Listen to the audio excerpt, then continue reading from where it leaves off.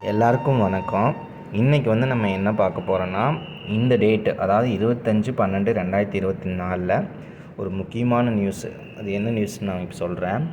Lottery வியாபாரி வீட்டில் ரூபாய் 2.5 கோடி பறிமுதல். ஒரு கோவையில் கருமத்தம்பட்டி அருகே இருக்கிறவர். இவர் லாட்ரி வியாபாரம் பண்ணிகிட்ருக்கிறவர்.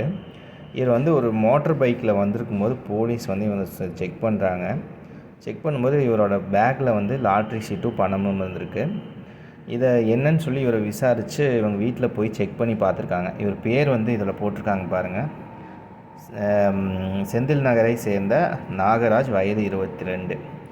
இவர் வீட்டில் செக் பண்ணி பார்க்கும்போது லாட்ரி சீட் இருக்குதா அப்படின்னு தான் இவங்க செக் பண்ண போயிருக்காங்க. அப்போ பார்த்தீங்கன்னா கட்டாக பணம் 2.5 கோடி ரூபா பணத்தை இவர் அந்த டப்பாவில் சும்மா போட்டு வச்சுருக்கிறாரு.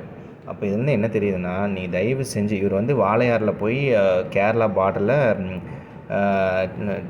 லாட்ரி வாங்கிடுவார். வாங்கிட்டு இங்கே கோயம்புத்தூரில் ஏதாவது மறைமுகமாக விற்றுட்ருக்கிறாரு. இவர் மேலே ஏற்கனவே லாட்ரி சீட்டு கேஸ் 3 போட்டிருக்காங்க. இங்கே பாருங்கள் மக்களே, தயவு செஞ்சு லாட்ரி சீட்டெல்லாம் வாங்காதீங்க. அது ரொம்ப ஆபத்து. நல்லபடியாக வேலை செஞ்சு நேர்மையாக உழைச்சி இது பண்ணுங்கள். நன்றி, வணக்கம்.